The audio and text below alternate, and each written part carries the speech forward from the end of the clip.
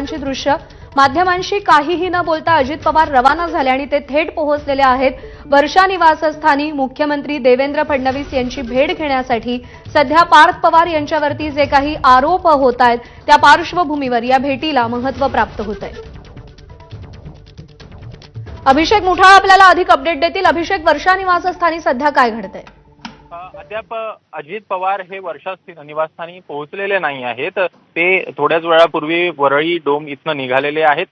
एक काही क्षणामध्ये अजित पवार हे आपल्याला वर्षा निवासस्थानी पोहोचताना दिसतील। मात्र एकूणच पार्श्वभूमी पाहायची तर भारतीय महिला क्रिकेट संघाचा सत्कार आहे। मात्र काल एकूणच जमीन वादा प्रकरणात मोठ्या प्रमाणात आपल्याला गदारोळ जो आहे तो होताना पाहायला मिळालेला आहे। कुठेतरी संशयाची सुई ही पार्थ पवार यांच्यावर येताना पाहायला मिळत आहे। अजित पवार यांचा राजीनामा देखील या संदर्भात मागितला जातोय आणि त्यामुळेच ही भेट जी आहे ती कुठेतरी महत्त्वाची मानली जाते आहे। मुख्यमंत्री देवेंद्र फडणवीस यांच्याशी ही भेट अजित पवार यांची आपल्याला होताना पाहायला मिळणार आहे आणि नेमकी या संदर्भात देखील चर्चा आपल्याला पार पडताना पाहायला मिळू शकते। आणि अशातच नेमकं या संदर्भात कशा प्रकारे कारवाई होते हे बघणं महत्त्वाचं असणार आहे, कारण की पार्थ पवार यांच्यावर गुन्हा दाखल झालेला नाही आहे। पार्थ पवार यांच्यावर देखील कुठेतरी संशय आहे। एकूणच या संदर्भात त्यांचे देखील सह्या आणि एकूणच कागदपत्रामध्ये नाव आपल्याला पाहायला मिळतं आणि अशा परिस्थितीमध्ये एकूणच अजित पवार हे मुख्यमंत्र्यांशी काय संवाद साधता आहेत, काय नेमका मार्ग काढता आहेत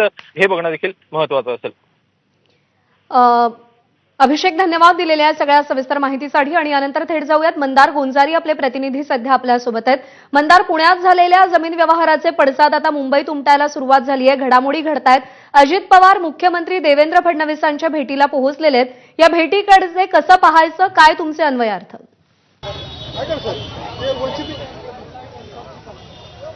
अर्थात अजित पवारांच्या राजीनाम्याची मागणी विरोधकांकडून होत असली विरोधकांकडून जरी होत असली तरी कारवाई जी आहे ती राज्य सरकारचं जे प्रशासन आहे त्या प्रशासनाकडून अतिशय वेगवान पद्धतीने होताना आपण पाहतो आहोत। कारण गुन्हा दाखल झालेला एकापाठोपाठ एक असे 2 गुन्हे दाखल झालेले आहेत आणि त्यानंतर महसूल विभागाने देखील अतिशय आक्रमक पद्धतीने या सगळ्या प्रकरणाची माहिती समोर ठेवलेली आहे। त्यामुळे मोठा दबाव